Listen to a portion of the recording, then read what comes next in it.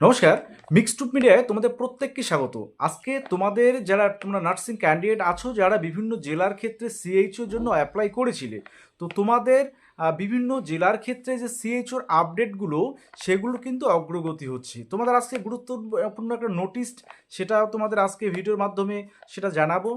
তোমাদের সেই CHO verification related, পাশাপাশি অন্যান্য জেলার যে বিষয়গুলো সিএইচওর এখনও বাকি রয়েছে, কোথাও রেজাল্ট পাবলিশড হয়নি, কোথাও এখনও বা ইন্টারভিউ প্রক্রিয়া সম্পন্ন হয়নি, তো সমস্ত কিছু নিয়েই এই ভিডিওটা থাকছে। এবং তোমাদের স্টাফ নার্স রিক্রুটমেন্ট, তোমাদের অন্যান্য যে অর্থাৎ নার্সিং রিক্রুটমেন্টগুলো নিয়েও তোমাদের কিছু আপডেট দিতে চলেছি। দেখো, অবশ্যই ফার্স্ট টাইম তোমরা যারা আছো, অবশ্যই চ্যানেলটিকে সাবস্ক্রাইব করবে ফার্স্ট টাইম হলে, এবং ভিডিওটা প্রচুর পরিমাণে শেয়ার করবে। দেখো, প্রথম যে বিষয়টা আমি বলবো যে সিএইচও রিক্রুটমেন্ট বিষয়ে। তো সিএইচও যেহেতু ভোটের বিষয়ে অনেকেই ব্যস্ত ছিল, অর্থাৎ বিভিন্ন ডক্টরবাবুরা বিভিন্ন ক্ষেত্রে এবং নার্সিং স্টাফরা তারাও কিন্তু ভোটের কাজে ব্যস্ত ছিলেন। যেমন এক দফা অর্থাৎ প্রথম দফার ভোট কিন্তু কমপ্লিট হয়ে গেছে, এরপরে আছে দ্বিতীয় দফার ভোট, সেটা হচ্ছে আগামী পরশুদিন 29 তারিখ, এবং 4 তারিখে অর্থাৎ মে মাসে 4 তারিখে ভোটের কিন্তু রেজাল্ট পাবলিশড হচ্ছে। তো দেখো, তার আগেই তোমাদের একটা জেলার, যেমন নর্থ 24 পরগনাস, সেখানে সিএইচওর যে ভেরিফিকেশান, তার নোটিশ কিন্তু পাবলিশড হয়েছে। সেই নোটিশ দেখো, তোমাদের যা সিএইচও যে ভেরিফিকেশানের ভেন্যুটা, সেটা হচ্ছে বারাসাত এমসিএইচ, বনমালীপুর, নর্থ 24 পরগনা, অর্থাৎ নর্থ 24 পরগনাস। তোমরা যারা সিএইচও অ্যাপ্লাই করেছিলে, তোমাদের দেখো টোটাল ক্যান্ডিডেট সেখানে আছে 4,521 জন। তোমরা এই ভেরিফিকেশানে ডাক পেয়েছো, ডকুমেন্টস ভেরিফিকেশানে। সেখানে তোমাদের 4টা ডেট রয়েছে, সেটা হচ্ছে 6 তারিখ মে মাসের, 8 তারিখ, 11 তারিখ, 13 তারিখ। এই 6টা ডেট, 4টা ডেট আছে। এই 4টা ডেটে তোমাদের 3টে শিফটে তোমাদের ভেরিফিকেশানগুলো হবে, first shift, second shift, third shift. এবার টোটাল এই 4,521 জন কিন্তু ভেরিফিকেশানে তোমরা ডাক পেয়েছো। অবশ্যই লিস্টটা থাকবে, অর্থাৎ পিডিএফ যে তোমাদের নোটিফিকেশানটা, সেটাও তোমরা পেয়ে যাবে। দেখো, সেখানে কি কি নিয়ে যেতে হবে, সেটা হচ্ছে original documents of age proof, অর্থাৎ এজ প্রুফের অরিজিনাল ডকুমেন্টস হিসাবে তোমরা হচ্ছে মাধ্যমিকের অ্যাডমিট কার্ড বা বার্থ সার্টিফিকেট নিয়ে যেতে পারো। আইডেন্টিটি প্রুফ হিসাবে voter card, Aadhaar card, driving licence, passport, এগুলো নিয়ে যেতে পারো। আর অ্যাপ্লিকেশান যে ফর্মটা, সেটা নিয়ে যাবে। কাস্ট সার্টিফিকেট যদি থাকে কারো, অর্থাৎ এসসি এসটি ওবিসি, এদের কাস্ট সার্টিফিকেট নিয়ে যেতে হবে।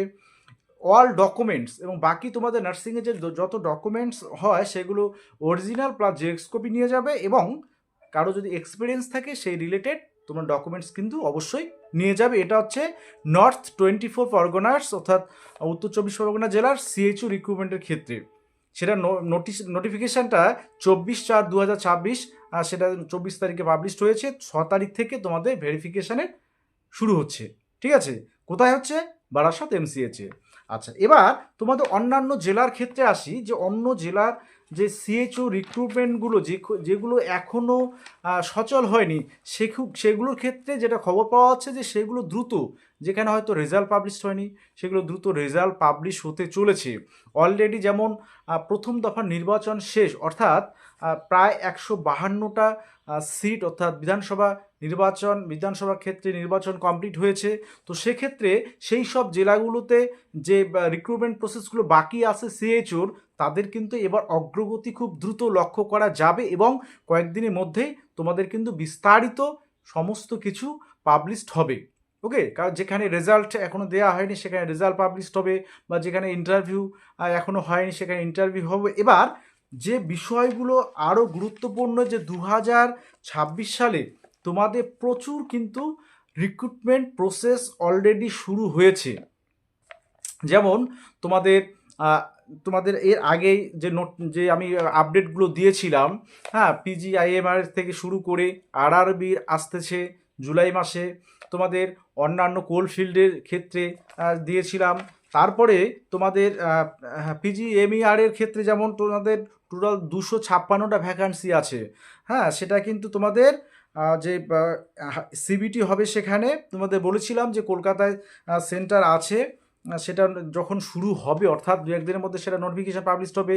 এবং অন্যান্য ক্ষেত্রে পিএসসির ক্ষেত্রে তোমাদের যে নোটিফিকেশান আসছে সেটা তোমরা অ্যাপ্লাই করবে। অর্থাৎ স্টাফ নার্স গ্রেড 2 বা নার্সিং অফিসার কিন্তু রিক্রুটমেন্ট প্রসেস 2026-এ অনেক আসতেছে। এবার তোমাদের জিজ্ঞেস হতে পারে যে তাহলে WBHRB আসবে না? অবশ্যই WBHRBরও যে রিক্রুটমেন্ট প্রসেস সেটাও কিন্তু আসতে চলেছে, সেটাও 2026-এর মধ্যেই আসবে। তবে তোমরা দেখবে যে আজকে যেমন তোমাদের একটা টিচার রিক্রুটমেন্টের প্রসেস নিয়ে যে নতুন করে রিক্রুটমেন্টের জন্য আন্দোলন করা, সেটা কিন্তু আমরা লক্ষ্য করেছি খবরে, যে রীতিমতো নতুন রিক্রুটমেন্ট প্রসেস যাতে দ্রুত আসে সেটার জন্য কিন্তু আগাম আন্দোলন অনেকে শুরু করে দিয়েছে, যারা টিচিং প্রফেশনে যাবে বলে যা টিচিং প্রফেশনে যাবে এবং বিএড অলরেডি করেছে। তো সেক্ষেত্রে তোমাদের ক্ষেত্রেও আমি বলবো যে সেই ধরনের বিষয়গুলো নিয়েও অবশ্যই তোমরা ভাবতে পারো।